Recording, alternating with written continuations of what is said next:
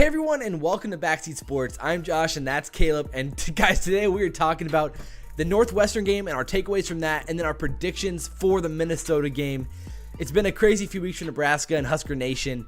Really a rough ride, especially in that Northwestern game in overtime, losing 31-24. Not a great outcome, but the game wasn't as bad as it ended up looking like. Yeah, for sure. So we lost 31-24 in overtime. Mike Riley is not very good at overtime games. He is now 0-3 in his Nebraska tenure. Definitely not a good record. Obviously, we didn't have a great play call after they scored. Really reminiscent of what we did against Miami or even, again, Wisconsin. What seems to be in our clutch is we have a chance to win the game in regulation. We kind of blow it away, and then we end up losing the game when it goes to overtime. Pick sixes haven't been good luck for the Huskers, even though they really should be when your defense produces points. But here we are again with another loss. Nebraska now 4-5. Yeah, offensively, it was a decent showing for Nebraska. We just had some major issues with Tanner Lee once again. Sometimes he just looked like he was closing his eyes and throwing the ball when he gets hit.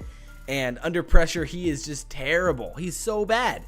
And there's really no excuse for it at this point. When he has no time to throw, he makes terrible decisions. He throws the ball when he's getting hit, when he's about to get hit, and it causes major problems for Nebraska. At this point, Tanner Lee hasn't been able to figure out when to hold the ball and when to just take the sack, or when to throw it out of bounds, or when to get that ball out of there before he gets hit.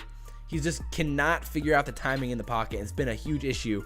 And he has a lot of learning to do before the end of this year and going into next year. Yeah, for sure. He had done so well in the past few games, only throwing one pick.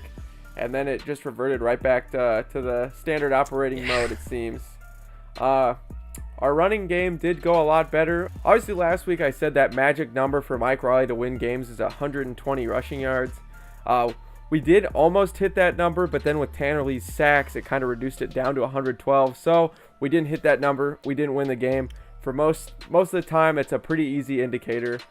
We averaged less than 3 yards per carry, and we got a lot out of that really big JD Spielman jet sweep, which really inflated the stats a lot for us. You have to be able to do both, and especially in the Big Ten, you really have to be able to run the ball to succeed. Great passing does work, but you can only pass great if you can run great. Yeah, that was the issue. I mean, at the end of the day, we really only had 74 rushing yards from our running backs, and that's just not going to win games.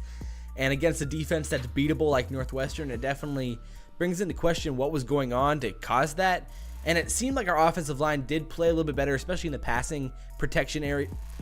And it did seem like our offensive line actually did play better, especially when it came to pass protection. Running in between the tackles is definitely an issue, but for the most part, Zigbo ran pretty well for what he had to do.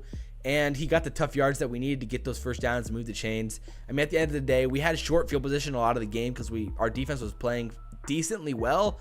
They got put into some tough spots because of those interceptions, but besides that, it was a decent performance. Let the record show, I did predict Nebraska would lose by 7 points.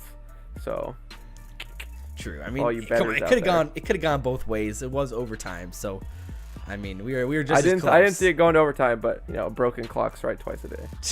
True. It was good to see the offensive line play a little bit better. And I also thought the play calling was a little bit better than the past, especially in the sense of how we got the playmakers the ball, where we were able to get JD Spielman the ball on the outside on those jet sweeps. We tried to get DeMornay the ball a little bit, and we even got Tyron Lindsey the ball a few times. So Tanner Lee did a good job of spreading the field with his receivers, but the issue was he made 3 horrible throws, which really did cost us the game. I think we really hammered that on at the beginning of the season too. We got to win the turnover battle. When that pick 6 happened, I really thought we were going to win the game. Our defense actually, for the first half especially, played good enough to win. Marcus Newby hadn't had a great year, and our linebackers looked a lot better. Chris Webber, who leads the team in tackles, he had another great game. Yeah, he went down late in the game, and that hurt us a lot. Yeah, to go back to Marcus Newby, I mean, he undoubtedly had his best game of the year. With that pick 6 and then having 10 total tackles, 8 solos, really a great game for him. He was great in the point of the attack, had his best game against the run all year, and is actually able to get to the outside a few times and make some tackles in space. So I was impressed with Marcus Newby. For probably the first time this season, he was definitely the bright spot in the defense during the game. Hopefully he can keep that up going forward. Now, after talking offensive defense, let's move on to the Minnesota game. Minnesota is 1-5 in the Big Ten, so nothing that impressive. Yeah. Their only win was against Illinois, the worst team in the Big Ten. Yeah, which is the worst team in the Big Ten. This should be a game that Nebraska should handle easily. but Yeah. we will see come Saturday. I mean, that's the sad state of where Nebraska football is right now, is that it feels like a game Nebraska should handle easily, but Vegas doesn't think so. ESPN has us as 2.5-point underdogs, and ESPN gives Minnesota a 60% chance to win. So it's kind of where Nebraska is right now, but it feels like a game Nebraska should be favored in, but we're not. And Minnesota's been terrible all year long, and Nebraska's been competitive in most of the games this year, of course, besides the two big ones. And we've beaten a lot of teams that Minnesota has lost to. So it's a game we should win. It's a game that we should play well in, and hopefully we can get to that point this week. Nebraska right now has allowed 30 points per game, and we average scoring 25. That's obviously not good. And Minnesota has averaged giving up 20 points a game, and they've averaged 23. So they're +3, and we're -5. Their offense really, though, isn't anything to behold. They've used 2 quarterbacks this year. They do have a wide receiver, though, Tyler Johnson, who has the same amount of touchdowns as our leading receiver, Stanley Morgan. And he has 620 yards to Stanley Morgan's 690. He also has that many yards on 11 less catches.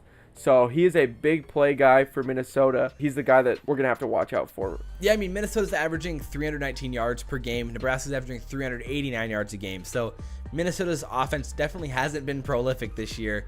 And their playmaker is Rodney Smith, their running back. He has 665 yards this year on 171 carries, which is like 3.9 yards per attempt, which is pretty good. We have to be able to contain him, and we're probably going to see a little bit more 4-3 this week than 3-4. Keep those guys in the box. See how he wants to play that, but they like running in between the tackles. Nebraska can definitely capitalize on Minnesota's quarterback situation. If we can force Minnesota into some 3rd and longs and really control the field that way, we can force Connor Rhoda, their quarterback, who's only completing 49% of his passes this season, into some tough situations. And that's where he's going to really feel the pressure, and hopefully we can get to him and maybe force a few turnovers. And that's what we have to do to win games like this on the road.